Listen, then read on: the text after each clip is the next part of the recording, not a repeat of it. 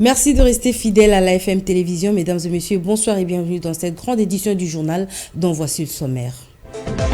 Le président en exercice de l'EAC, le Kenyan William Ruto, a nommé un nouveau commandant de la force régionale dans le Nord Kivu. Il s'agit du général-major Alfazar Mituri qui devient chef des troupes de l'EAC dans le Nord Kivu. Poursuite des journées portes ouvertes à la CENI, les responsables de la société civile ont eu accès à toutes les données sur le fichier électoral. La Fondation Maloa Télévision a été honorée par la présence du docteur Mike Joktan, candidat à la présidentielle de... Encore une fois, bonsoir. Le général-major Alfazar Mituri est nommé commandant de la force régionale de l'EAC dans la province du Nord Kivu. Il succède au général Jeff Nyaga qui a démissionné suite à l'insécurité. Je vous propose de suivre ces récits. Nommé ce vendredi, le général-major Alfazar Mituri Kyogu va désormais superviser les opérations de la force régionale dans la partie est de la République démocratique du Congo. Cette nomination intervient après la démission de son successeur, le général Jeff Nyaga, qui a estimé que sa sécurité n'était plus garantie. Selon certaines informations en notre possession, le commandant de la force régionale sortant, Jeff Nyaga, dénonçait une tentative d'intimidation l'ayant visé dans son ancienne résidence.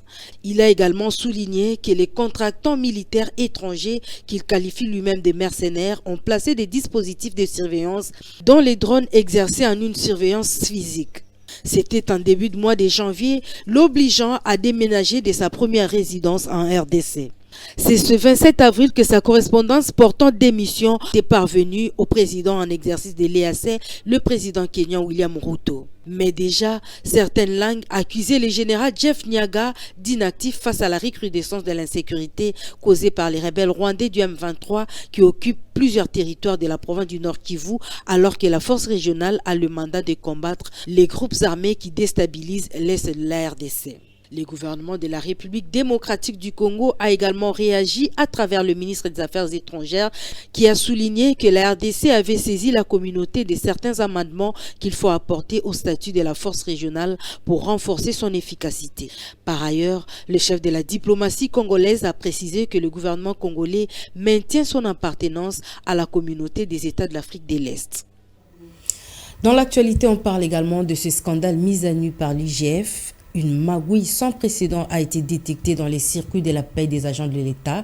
Dans une correspondance rendue publique, l'Inspection générale des finances souligne que près de 150 milliards de francs congolais échappent chaque mois au trésor public. Les détails, c'est avec Annie Akole. Devant les responsables de la PDFRDC, de la PNC, de la DINACOP et les secrétaires généraux de l'administration publique, l'IGF a fait noter que 1 645 604 agents sont payés alors que disposant de numéros matricules incorrects, fantaisistes et fabriqués pour des besoins de la paie. Ces services de la présidence de la République soulignent aussi que 53 328 agents disposent à eux seuls plus d'un numéro matricule dans le fichier avec le même nom. Dans ces mêmes conclusions d'audit, l'IGF renseigne que 9 356 agents partagent un même numéro matricule avec d'autres agents également payés, à côté des 43 725 agents payés sans que leur nom ne figure sur les listes déclaratives provenant de leur service d'origine. Aussi peut-on lire dans le même document signé par le chargé de communication de l'IGF, on parle des 961 agents chargés du traitement de la paie qui se retrouvent sur la liste de paie de plusieurs ministères. Plusieurs d'entre eux sur plus de 15 listes de paye poursuivent les documents. L'inspection générale des finances fait savoir de ce fait que le manque à gagner mensuel subi par les trésors publics est estimé à 148 999 745 440,95 de francs congolais. D'ores et déjà, certains cas d'irrégularité manifestes font l'objet d'une désactivation, annonce ces structures rattachées à la présidence de la République qui souligne dans le même temps que la liste des 961 agents chargés du traitement de la paie impliqués dans le réseau mafieux sera transmise aux instances judiciaires. Depuis la nuit des temps, plusieurs voix s'y sont levées pour remettre en cause des magouilles qui s'opèrent dans le système de paie des agents de l'État. Cette enquête de l'IGF se veut une cloche qui sonne la fin de la récréation. Les partis politiques membres de l'Union sacrée sont dans la fièvre des préparatifs de leur sortie officielle prévue pour demain samedi à 10h au Stade des Martyrs. Quelques cadres de cette plateforme mobilisent déjà le public à prendre part massivement à cette grande messe. C'est le cas de Simon Mouquet qui lance l'invitation à tous les Quinois et Quinoises à venir au Stade des Martyrs. Je vous propose de les suivre au micro de Papi Vangou et Laetitia Mizegele. Ceci est un appel que je lance à toute la population congolaise en général, particulièrement aux Quinois et Quinoises. Venez nombreux, c'est samedi 29 avril 2023 au Stade de Martyrs de la Pentecôte à partir de 10h, à l'occasion du lancement officiel de l'Union sacrée de la Nation, vision chère du chef de l'État, Félix Antoine Tshisekedi Tshilombo. C'est comme cela, les partis politiques, regroupements politiques que compte l'Union sacrée seront là pour montrer à la face du monde son soutien au chef de l'État. C'est comme cela, nous aussi, au niveau des démocrates bâtisseurs du Congo, des BACO, parti cher de l'honorable professeur Rémy Musunga Ibampale, nous invitons toute la population congolaise, quinoise, à se réunir à cette grande célébration pour le soutien du chef de l'État, Félix Antoine Tshisekedi Tshilombo.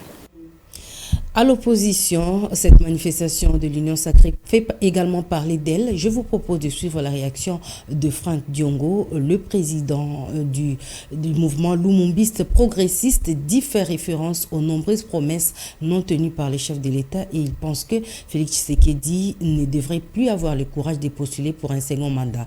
On l'écoute. Je n'ai rien contre le président de la République. Je n'ai rien contre le gouvernement.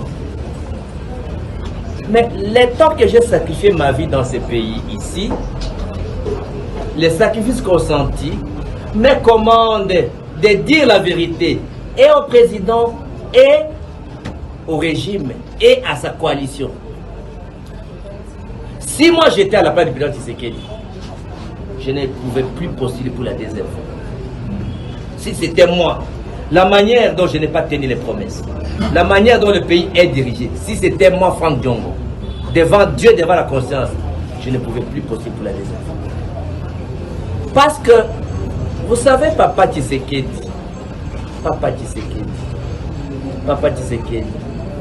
jusqu'à 84 ans, il combattait pour la démocratie, il combattait pour l'amélioration de la qualité de vie des citoyens.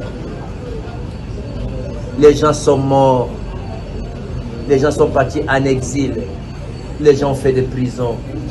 Pour les changements, ce n'est pas pour la continuité, ce n'est pas pour les statu quo, c'est pour la rupture avec le passé, pour les changements. Mais le président Tshisekedi s'est inscrit dans la continuité, entouré par ceux qui ont fait perdre le pays, qui ont amené le pays là où nous sommes aujourd'hui, à genoux. Le Grand Congo est à genoux à cause de ces animateurs-là. Soit ils étaient avec les maréchals, soit ils étaient avec Mouzet, soit ils étaient avec Joseph. Donc, je ne pense pas que ceux qui aiment le président Tshisekedi vont lui dire de postuler. Non, ce n'est pas honnête et ce n'est pas... D'un chapitre à un autre, la CENI poursuit ses journées portes ouvertes à l'intention de toutes les parties prenantes au processus électoral. Les responsables de la société civile ont été informés de tous les détails relatifs au nettoyage du fichier électoral. Reportage. La troisième journée porte ouverte à la centrale électorale a été présidée par Madame Adine Omokoko, membre de la plénière de la CENI. Elle a fixé dans son mot d'ouverture les uns et les autres sur l'objectif poursuivi par la centrale électorale en organisant ces Open Days. La CENI, votre organisme de gestion des élections, n'a rien à vous cacher sur les tâches et les opérations qui lui sont dévolues pour préparer les élections. Ce qu'elle vous demande, c'est de croire en elle, ensemble, main dans la main, pour arriver à atteindre notre objectif, celui de la tenue des scrutins en décembre 2023. Didi Manara, deuxième vice-président de la CENI, a quant à lui attiré l'attention de la société civile sur les faits que la CENI respecte scrupuleusement le calendrier électoral et toutes ses étapes. Une démarche appréciée à juste valeur par les responsables de la société civile venus s'enquérir de toutes les données mises à la disposition des parties prenantes par la CENI. Vraiment, ça valait la peine qu'on vienne vraiment toucher, palper du doigt ce que la CENI est en train de faire. Nous, en tant qu'organisation qui s'occupe de la sensibilisation de la population, nous pouvons enfin dire à la population que la CENI est en train de faire réellement un travail de titan. Je ne suis jamais rentré dans une salle de nettoyage du fichier électoral. Aujourd'hui, on nous permet quand même de voir et on nous explique comment ça se passe. Je crois qu'il y a des avancées qu'il faudra quand même encourager. Plusieurs questions ont été soulevées par les représentants de la société civile, notamment la CENI doit faire attention sur la question de l'audit externe. À toutes les préoccupations, les membres du bureau de la CENI ont répondu avec brio bien avant la visite guidée au Centre national de traitement où plusieurs questions ont été également posées sur la manière dont les données sont traitées. Cette initiative de la centrale électorale est appréciée par la société civile qui félicite le bureau Kadima tout en suggérant que cette transparence s'étende dans toutes les étapes du processus électoral. On écoute l'un des responsables de la société civile. Nous remercions la CENI parce que l'initiative est vraiment bonne et nous avions demandé que ça se multiplie. Tout ça, ça montre qu'il y a la transparence. C'est ce que nous sommes en train de chercher. Parce que nous devons véhiculer le message de la source. Donc on ne peut pas parler de quelque chose qu'on n'est pas informé. Donc nous étions informés et nous étions dans la salle, nous avions vu des doublons, nous avions vu des jumeaux, nous avions vu cela. Donc ça nous fait preuve qu'il y a un travail de titan qui se passe au niveau de la CENI. Mais ce que nous demanderons, qu'il faut que nous y allons un peu plus loin. Parce qu'il y a d'autres, tels que nous venons de démontrer, d'autres cas, que nous devons nous rattraper au niveau de la CENI et surtout dans les centres. Il y a beaucoup de cas, nous avions suggéré ça et je pense qu'à la prochaine, comme ils nous ont demandé de revenir encore, je pense qu'il y aura un changement et nous allons nous faire attendre. La société civile a profité de cette occasion de la journée porte ouverte pour exprimer son indignation quant à l'implication de l'OIF pour un audit prévu dans le cadre d'une expertise extérieure. Je vous propose de suivre cet avis émis par l'un des responsables de la société civile. Nous sommes allés dans la salle des opérations. Nous avons visité le travail tel qu'il se déroule. Je crois qu'il y a lieu de faire confiance à la CENI. J'ai invité la population à s'approprier des élections. Pourquoi? Parce que, en fait, c'est une consultation du souverain primaire. Le premier concerné, c'est lui, le souverain primaire. Au-delà du fait qu'il va voter, qu'il sera candidat, mais il faudrait quand même également qu'il suive le déroulement des opérations pour qu'il ne soit pas embarqué dans de mensonges, pour être clair. Et puis nous avons également parlé de l'audit extérieur. L'OIF, nous n'en sommes pas d'accord. Nous disons, on connaît l'OIF, on connaît sa structure et qui dirige l'OIF, la tête de l'OIF, et nous n'aimerions pas que cette structure, cette fois-ci, puisse s'immiscer ou avoir accès aux choses, aux serveurs de la CENI. Tout à fait autre chose, le ministre de la Recherche scientifique continue activement à s'imprégner lui-même des différentes innovations et entrer à toutes les innovations.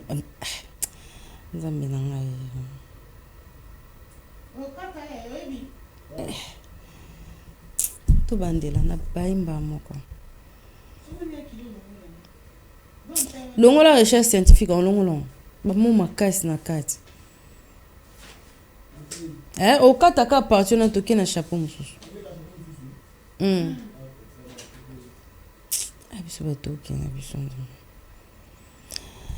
Elle réclame 6 mois d'impaiement de la part de l'hôtel de ville de Kinshasa en violation des accords conclus. L'association Initiative de soutien aux actions de Félix Tshisekedi basée sur l'assainissement reproche également à l'équipe Ngobila d'avoir déployé une autre équipe de salubrité dans leur zone opérationnelle contrairement aux clauses. On écoute Melchisedek Luanda, président de cette structure au micro d'Elvis Meti. La ville-province de Kinshasa qui est devenue la province la plus sale, la ville la plus sale, la poubelle. Nous voulons qu'elle soit Kinshasa la plus belle. Et lorsque les gens qui viennent du dehors, à l'étranger, quand ils viennent ici, qu'ils disent réellement qu'ils ont trouvé Kinshasa très propre et belle. Et nous sommes capables de le faire. Une fois nous sommes à l'aise, l'autorité nous accompagne à tous les plans, le plan administratif, l'accompagnement financier. Dans 6 mois, nous sommes capables de redorer la propreté dans la ville, province de Kinshasa.